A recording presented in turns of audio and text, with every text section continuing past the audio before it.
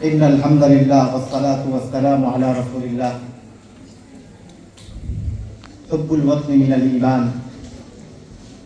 सभी का खून है शामिल यहाँ की मिट्टी में,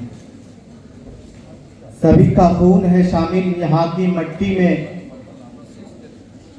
हम अपनी जान के दुश्मन को अपनी जान कहते हैं, हम अपनी जान की दुश्मन को अपनी जान कहते हैं। मोहब्बत की इस मिट्टी को हिंदुस्तान कहते हैं, हम अपनी जान की दुश्मन को अपनी जान कहते हैं। मोहब्बत की इस मिट्टी को हिंदुस्तान कहते हैं। जब मैं मर जाऊं तो मेरे पेशानी पे हिंदुस्तान लिख देना, जब मैं मर जाऊं तो मेरे पेशानी पे हिंदुस्तान लिख देना, लहू से मेरे कफन पे हिंदुस्तान लिख देना। आज इस बावकार प्रोग्राम में इस 78 इंडिपेंडेंस डे के मौके पर मैं तमाम आने वाले मेहमानान से शुक्रगुजार हूं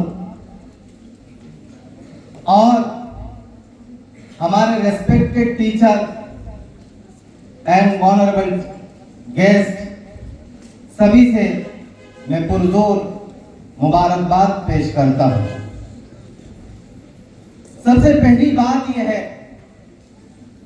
कि जश्न आजादी अगर हम इसको दो चीजों में तब्दील करें, एक यह है कि ये जश्न का मौका है और एक बार यह है कि ये गम का मौका है।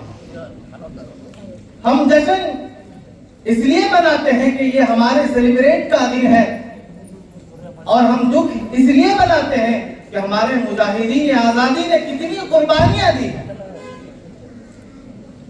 सबसे सहरे फहरिस्त में father of nation Mahatma Gandhi का नाम आता है, जिन्होंने भूख की वजह से अपनी बलिदान दिए हैं। फिर हमारे शहीद आजम भगत सिंह के बारे में आता है कि वो अपनी जब फांसी में लटकाए दिए गए तो वो कहते हैं कि अभी जिसका खून न खोला वो खून नहीं पानी है। जब वो फांसी में लटके इसके बावजूद बोल रहे हैं कि अभी जिसका खून न खोला वो खून नहीं वो पानी है। जिस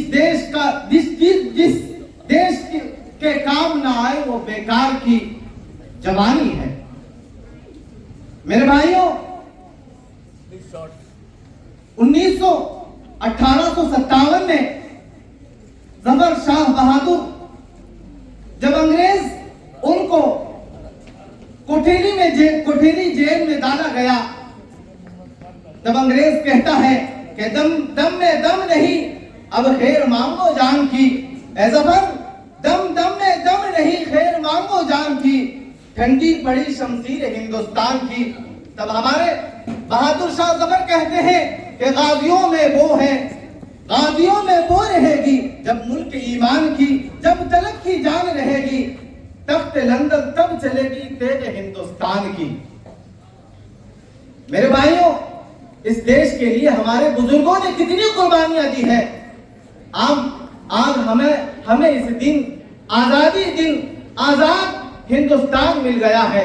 कितनी यहां तक के हमारे इस हिंदुस्तान में बड़ों बुजुर्गों ने, अकाबिरों ने कितनी कुर्बानियां दी है।